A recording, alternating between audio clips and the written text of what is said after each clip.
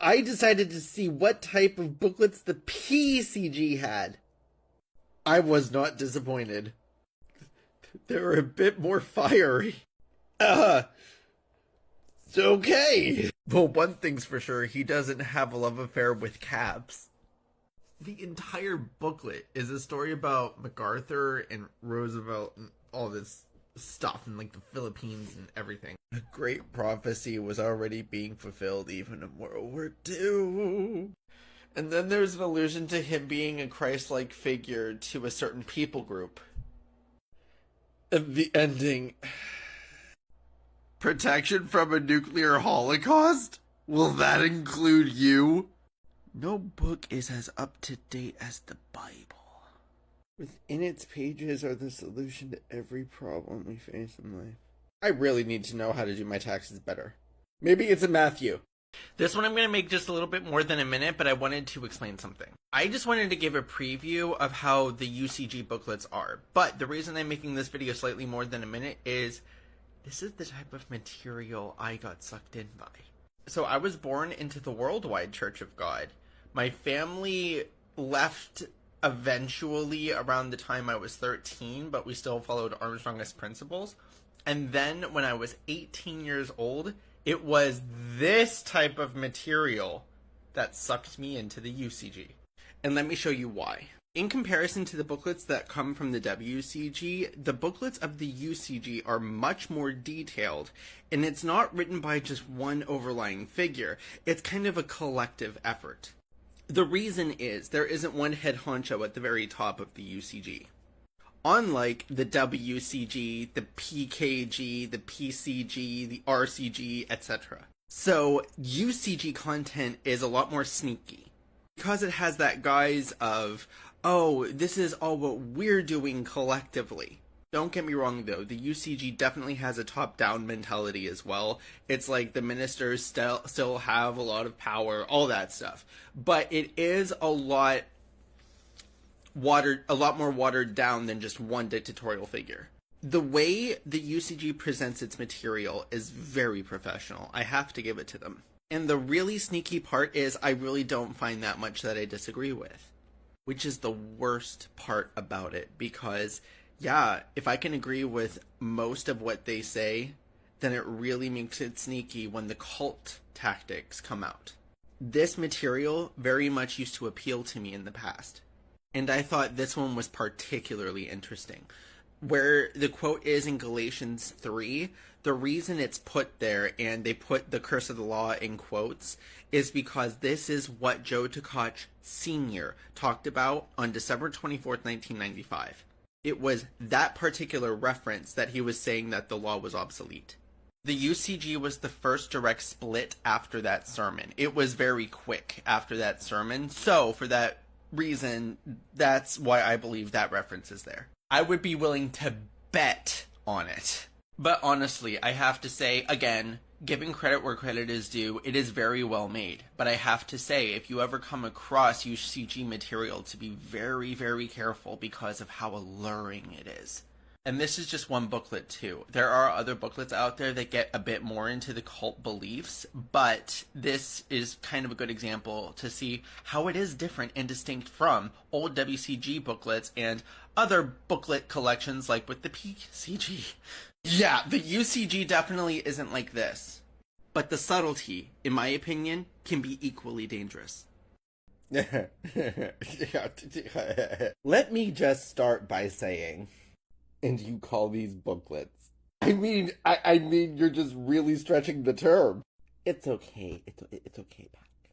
There are video introductions of every single one. No, I am not going to do a review of them. No. But I will make a couple mentions of things. I just wanted to mark on the wonderful checklist he has for potential wives. Make sure you do your wifely duties diligently. And this one. We know Pac loves his charts.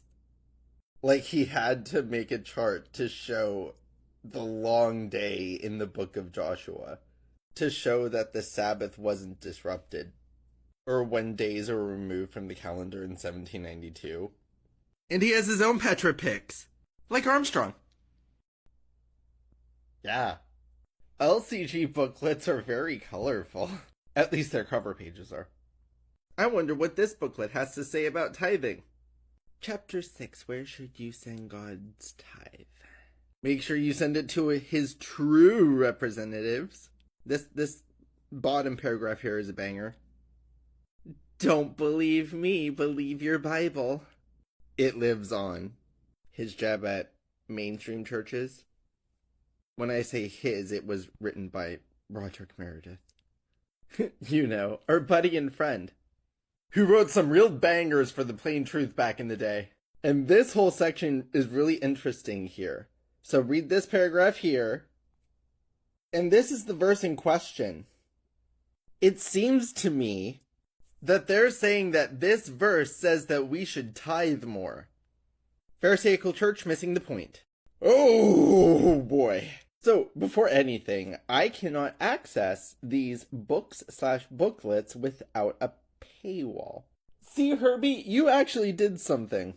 Herbert Armstrong was a big proponent of presenting free material. All of the main offshoots continue that to this day, except for the House of Yahweh.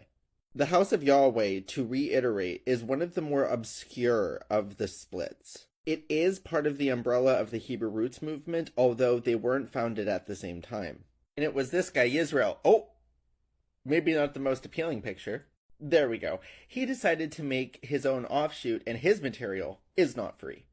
But here are some of his wonderful bangers that I am definitely not paying for. Oh!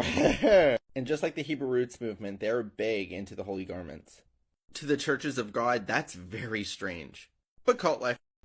In order to get access to the CGI booklets, I actually downloaded their app and took one for the team. This is within the app. I decided to go for this one. This is an actual size of the page, meaning this is the group with the least amount of text on a page in a booklet that I've come across so far. And this one goes completely deep in the concept of how Christians should keep the law. I'm talking about the biblical law. And it goes into this whole spiel about the 10 Commandments. Can you find anything really wrong with God's 10 Commandments? No.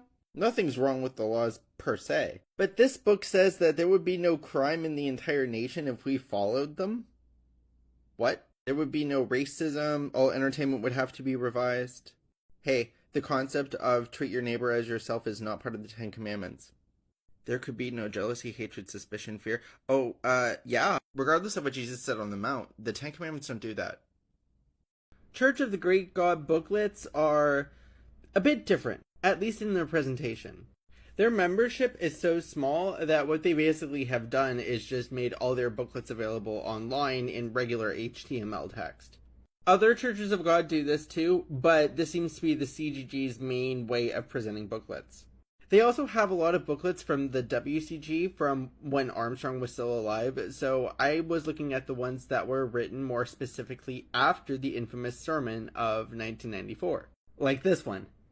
So the Churches of God and the Hebrew Roots movement believe that Jesus died on a Wednesday, not a Friday. And a lot has been done in order to prove this. And I gotta say, the arguments are pretty strong. No joke. However, does it matter? I mean, these are booklets to bring people in. But thinking that Christ died on a Wednesday really makes you more of a Christian? Well, this one was interesting. Quite different. At first, I thought these booklets were part of a magazine at some point. I mean, it really does look as such. And our boy Wineland absolutely added his own prophecy charts. With color, too. With color. And the whole purpose of this particular booklet has to do with how we are in the last days. So, how long has time been running out now? Because Herbert Armstrong had been saying that since 1936. If not in the 20s, because he was already doing magazine stuff back then. Seems like we really have a lot more time if we've all run out. And make no mistake, Wineland has been shouting mantra like this since the 1980s. He was my minister for a time, after all. Thank goodness I, don't remember him. I mean, if he really is one of the two witnesses, why don't I remember him? Maybe he was a lesser witness? I mean, the concept of time running out is like a dealer saying they'll be there in 5 minutes. YRM is very similar to WCG Offshoots, which is even more of an indication that they're related. But they are officially part of the Hebrew Roots umbrella, with nice Easter bunnies and really evil Santa Clauses. Interesting selection of titles. All this stuff. Now remember, YRM is huge on the concept of using Yahweh as the proper way to address God. Yeah.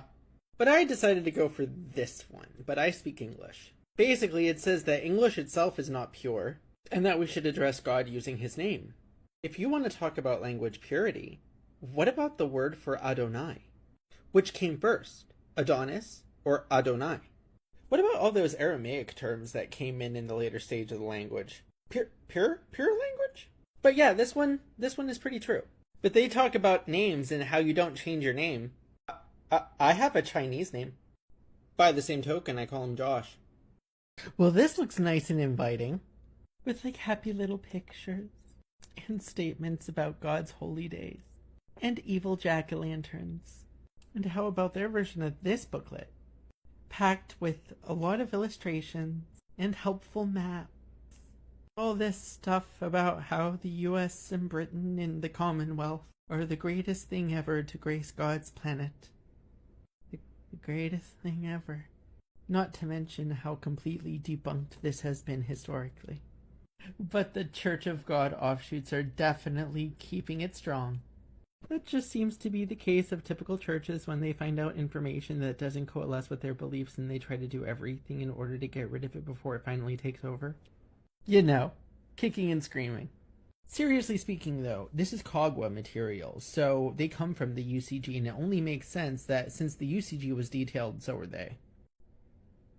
ICG booklets are very, very similar to CGI booklets. Which really makes sense, because both of them had, as one of their founders, this guy, Garner Ted. His son. I know. So it only makes sense that both of them used booklets written by Garner Ted. Remember this whole thing on if people followed the 10 Commandments, there would be no crime, no racism and stuff? Well, look at that. No crime, no racism. And this is CGI. Must be nice to, like his father, have his publications in multiple offshoots. And I thought this one was a banger. He writes just like his daddy, too. Yep, these are supposed future headlines of the world. Yeah, it's a lot like his dad. Commonly misunderstood, blah blah blah. Same old, same old, same old. Yeah, I'll give him a high five. CGA is among the newest additions to the Churches of God. Their newness is only rivaled by the Church of God Without Walls. Well, they have really, interesting choices for photography. They have no booklets of their own. At all. I'm sure there is something if I were to become a member, because there is a members-only section like the RCG has. But I don't feel like signing away my life and name to them right now. So what's publicly available without providing information about myself, this is pretty much as far as I can get. And even their statement of belief section, which is huge to begin with, still says additional fundamental doctrines coming soon, check back often. But with that, that's pretty much it. I've taken a look at the overarching booklets of every single main offshoot. I'm not doing the little tiny ones like the Church of God Without Walls.